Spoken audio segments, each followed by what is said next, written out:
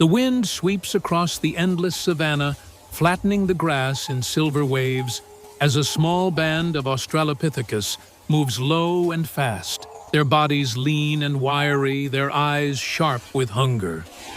They do not speak, no words exist in their world, but their survival depends on something older than language. Fingers flick, shoulders shift, jaws clench. And in those silent cues, entire strategies are born. One female crouches near a patch of shrubs, her nostrils flaring at the faint musk of antelope. She lifts her chin sharply, and the band tightens, pressing close like shadows. They surge forward together, weaving through tall grass, their bare feet drumming against earth that trembles with the movement of prey ahead. The hunt is not a chorus of shouts and calls, but a choreography of instinct, of glances, of hands raised like spears without spears.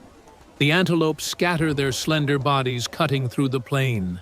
For a moment, chaos threatens to undo the hunters, for without voice, there can be no warning, no sudden change in plan. Yet the band flows around each other like water, reading the urgency in a companion's sprint, the angle of pursuit in another's gaze. One male launches forward, stone in hand, its edge sharpened against another stone. He slams it into the flank of the weakest antelope. A flash of red spreading across the golden grass. The herd flees, but the wounded one stumbles, collapses, its ribs heaving. The hunters descend their movements, frantic and raw. Blood stains their hands, their teeth tear into flesh. For now hunger bows to satisfaction. But even in triumph, danger coils. A shadow moves at the edge of the plain, hyenas, drawn by the scent, their laughter absent, but their eyes bright with hunger. The Australopithecus freeze their bodies pressed close around the kill. They bare their teeth, they stamp the ground, they raise their arms high to appear larger. The hyenas creep forward, circling, snarling silently in the tension of the moment. A clash feels inevitable, a storm between species with no words to bargain, no cries to rally courage. Instead, the band's leader smashes a stone against another, the sound sharp and alien in the air. Sparks spit into the grass. The hyenas recoil, uncertain. The hunters thrust their arms again and again, pounding stone on stone until the predators retreat, not defeated, but delayed. Night falls, heavy clouds choking the stars. Rain slashes down, turning earth to mud, collapsing the walls of safety built in grass and stone. Lightning rips the sky, illuminating the band's huddle beneath a low tree. Without speech, fear spreads like fire in their eyes, each glance mirroring the panic of the other. A mother clutches her infant, pressing it tight to her chest, while the youth gnaw the last scraps of antelope fat. Thunder crashes, and a branch shatters, nearly crushing them. Instinct drives them to scramble to seek shelter. They move together through sheets of water mud clinging to their limbs, until at last a cave mouth yawns before them. Inside, the darkness breathes damp and cold. But they make it a fortress. Stones are piled at the entrance, leaves pressed against the walls to soak dripping water. The wounded elder who faltered during the storm is laid down on a bed of dry grasses. A female kneels beside him, crushing bitter herbs between her teeth and spitting the mash onto his wound, her hands firm as she presses the poultice in place. The others watch their bodies bent close, silent, but bound by something deeper than language. In the flicker of lightning, their shadows stretch across stone, primal and eternal, a band of beings learning not through words but through survival. Hunger, storm, predator. These are their teachers, and though no voice rises among them, their story is etched into every scar a word, in a language older than sound. Dawn creeps across the savanna, a pale fire burning at the edge of the world. The band emerges from the cave, their bodies stiff with cold, their fur damp and clotted. The storm has stripped branches from trees, scattered bones across the plain, and left pools of water glimmering like mirrors. Hunger returns quickly, gnawing at bellies that never remain full for long. A youth spots movement at the riverbank, a cluster of birds stabbing their beaks into the mud, pulling up worms. He darts forward, but too quickly, and the flock erupts skyward in a storm of wings. The boy stumbles, clutching empty hands, his frustration flashing across his face like a storm of its own. An elder raises a hand palm outward, halting him without words, and gestures toward the river itself, where fish flicker like sparks beneath the surface. The group gathers tearing branches, stripping them of twigs, fashioning crude spears. In silence they take positions, shadows against the shimmering current. They plunge their weapons down together, the rhythm born not of commands, but of shared instinct. And at last, a fish writhes in the air, silver and alive, until it strikes the stones. But survival does not grant peace for long. Across the plain, another band of Australopithecus appears leaner, hungrier, their eyes fixed not on the river, but on the fish clutched in trembling hands. The two groups freeze the distance between them, thick with unspoken threats. There are no words to parley, no truce to whisper, only the language of bodies. Shoulders stiffen, jaws clench, stones are lifted.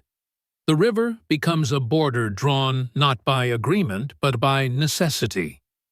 One female steps forward, lifting her catch high, as if to boast or warn. The rival band responds, pounding fists against their chests. For a heartbeat, the air holds still, a knife edge of choice. Attack or endure. The clash erupts like a storm. Stones fly, bodies collide. Shrieks tear through the air, not words but raw sounds of rage and fear. A young male is struck in the head, blood streaming into his eyes. Another is dragged toward the water, gasping, until a companion yanks him free. Their bodies smeared with mud and fury. The fish scatter, forgotten in the frenzy. The river churns with thrashing limbs, spears breaking teeth, sinking into flesh. Yet amid the chaos, one band begins to falter, their formation, breaking their hunger, outweighed by injury. They retreat into the tall grass, their silhouettes fading like ghosts swallowed by the plain. The victors do not celebrate. They drag their wounded to the bank, pressing leaves to gashes, washing blood into the current. The air is thick with exhaustion, their chests heaving, their bodies trembling.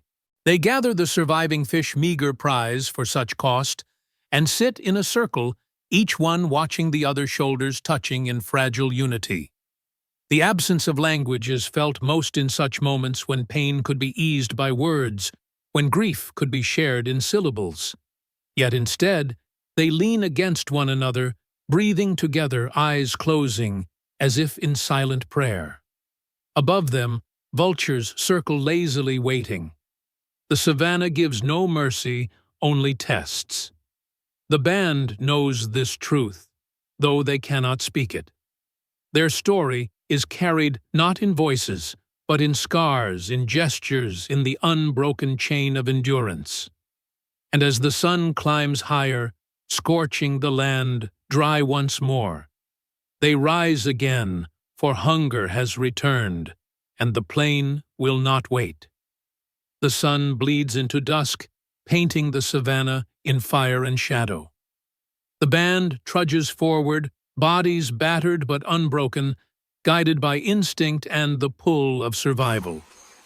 They reach a grove where fruit hangs heavy golden spheres swaying above. One climbs swiftly, fingers curling into bark body taut with purpose.